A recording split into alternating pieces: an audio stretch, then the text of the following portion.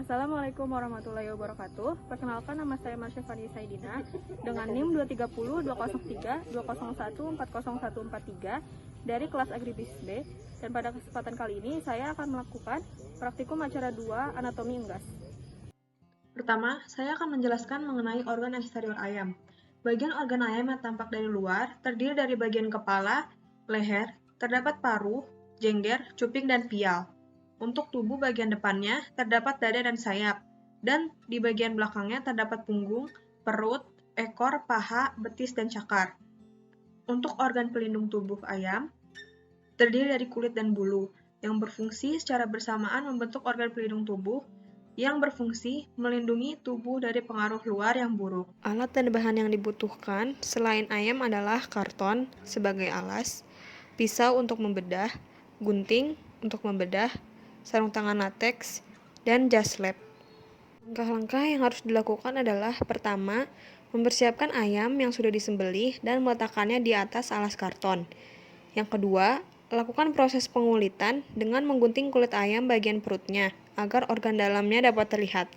Yang ketiga, untuk membuka ayamnya, lakukan dengan cara memotong bagian bawah dan lepas dada ayamnya sampai terbuka sepenuhnya.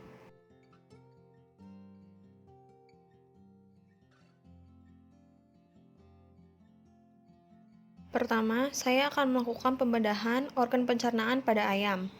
Sebelum organ pencernaan ayam dikeluarkan, keluarkan dulu atau lepaskan organ hati dan jantung ayam.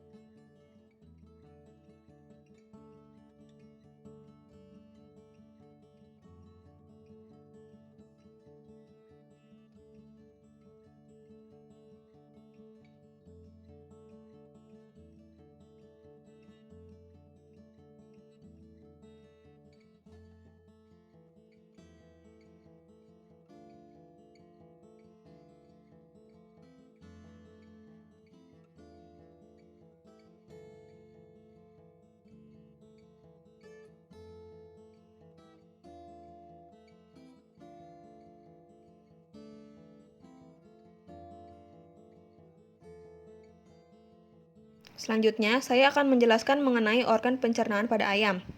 Pertama, ayam akan memakan pakannya dengan paruh, lalu akan masuk ke esofagus yang akan memudahkan makanan masuk ke dalam tembolok. Setelah itu, akan masuk ke dalam tembolok dan makanan akan dilunakkan oleh getah yang dihasilkan oleh tembolok dan bakteri yang menghasilkan asam.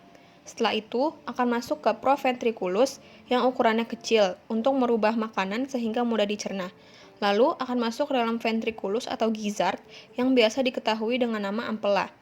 Dari ventriculus, lalu akan masuk ke dalam usus halus, yang akan terjadi banyak sekali penyerapan sari-sari makanan. Lalu, ada percabangan usus, yaitu sekum. Dalam sekum, terjadi pencernaan karbohidrat, protein, dan absorpsi air. Setelah itu, dari sekum akan turun menuju usus besar yang berfungsi untuk merombak sisa-sisa pakan yang tidak tercerna menjadi feses. Dan setelah itu akan menuju kloaka, yaitu tempat pengeluaran sisa-sisa dari pencernaan.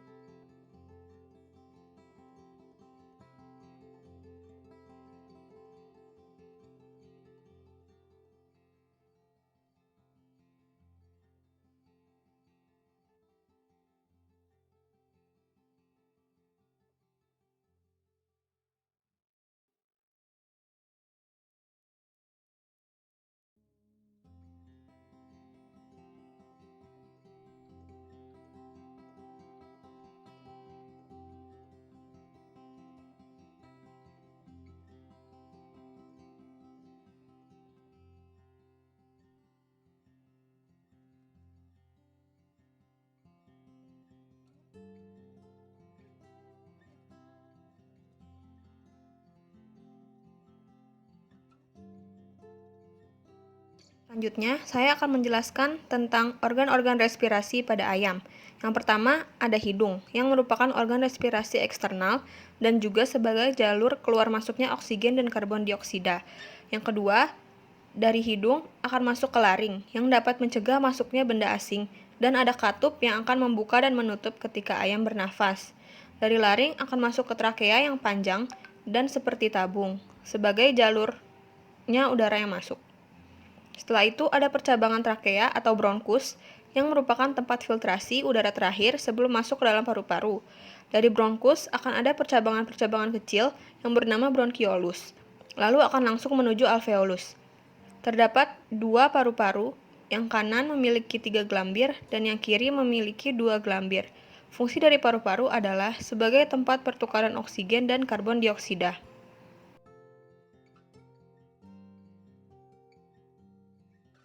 Selanjutnya, saya akan menjelaskan mengenai sistem ekskresi pada ayam. Yang pertama, terdapat sepasang ginjal yang juga melekat pada tubuh ayam dan berfungsi untuk memproduksi urin. Setelah ginjal, ada saluran ureter yang akan menyalurkan urin. Karena ayam tidak memiliki kantung urin, urin langsung disalurkan ke kloaka dan masuk ke bagian urodeum, lalu dikeluarkan.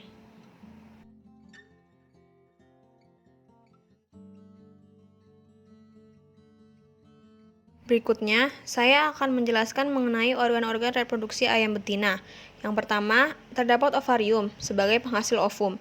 Selanjutnya, di bawah ovarium terdapat oviduct yang berukuran lumayan panjang dan terbagi menjadi 3, yaitu infundibulum, magnum, dan isthmus.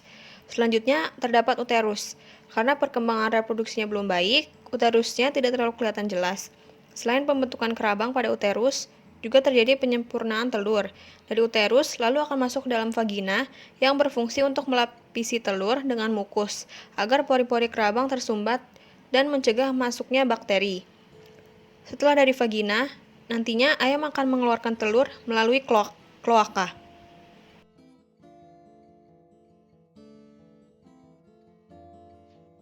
Yang terakhir, saya akan menjelaskan mengenai jenis-jenis penyakit yang sering terjadi pada ternak unggas.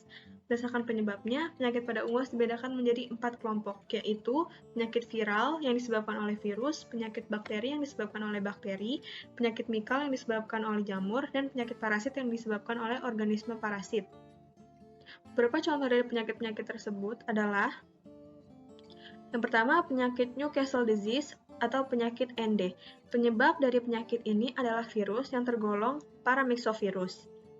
Penyakit ini merupakan penyakit menular akut yang menyerang ayam dan jenis unggas lainnya, dengan gejala klinis berupa gangguan pernafasan, pencernaan, dan syaraf, disertai mortalitas yang sangat tinggi. Gejala klinis yang ditimbulkan bermacam-macam, mulai dari asimptomatis, gejala pernafasan ringan, pernafasan disertai gangguan syaraf, atau kombinasi gangguan respirasi syaraf dan digesti. Pencegahan penyakit dapat dilakukan dengan vaksinasi secara teratur, membuat kondisi badan ayam cepat membaik, dan merangsang nafsu makannya dengan memberi tambahan vitamin dan mineral. Yang kedua ada penyakit chronic respiratory disease atau CRD, yang merupakan penyakit menular menahun pada ayam yang disebabkan oleh bakteri Mycoplasma gallisepticum yang menyerang organ respirasi dan disebabkan oleh kadar amonia yang meningkat. Gejala yang dapat terlihat yaitu infeksi pada kelopak mata, infeksi pada trakea, dan keluarnya lendir dari hidung dan mata. Pencegahan dapat dilakukan dengan penerapan manajemen pemeliharaan yang baik dan benar. Selanjutnya ada penyakit infectious bursal disease atau IBD atau gumboro, merupakan penyakit menular akut pada ayam berumur muda disebabkan oleh virus IBD. Ayam yang terserang ditandai dengan gejala depresi, nafsu makan menurun, lemah, gemetar, sesak nafas, bulu berdiri, dan kotor, terutama di bulu daerah perut dan dubur. Selanjutnya diikuti dengan diare, feses yang berwarna putih kapur, dan kematian yang terjadi akibat dehidrasi. Cara pencegahan yang paling efektif adalah dengan melakukan vaksinasi dan pemberian vitamin, multivitamin, dan antibiotik. Selanjutnya ada penyakit avian influenza atau AI atau flu burung. Penyebab ini pada unggas disebabkan oleh virus influenza type A, subtipe H5 dan H7. Gejala klinis yang terlihat pada ayam penderita AI antara lain adalah jengger, pial, kelopak mata, telapak kaki, dan perut yang tidak tumbuhi bulu, terlihat berwarna biru keunguan. Adanya pendarahan pada kaki berupa bintik-bintik merah atau biasa disebut kerokan kaki, dan masih banyak lagi. Usaha yang dapat dilakukan adalah dengan memberikan tambahan vitamin dan mineral, serta mencegah infeksi sekunder dengan pemberian antibiotik. Dapat pula diberikan pemanasan tambahan pada kandang. Sekian video penjelasan mengenai acara 2 anatomi unggas dari saya. Kurang lebihnya mohon maaf. Terima kasih atas perhatiannya. Wassalamualaikum warahmatullahi wabarakatuh.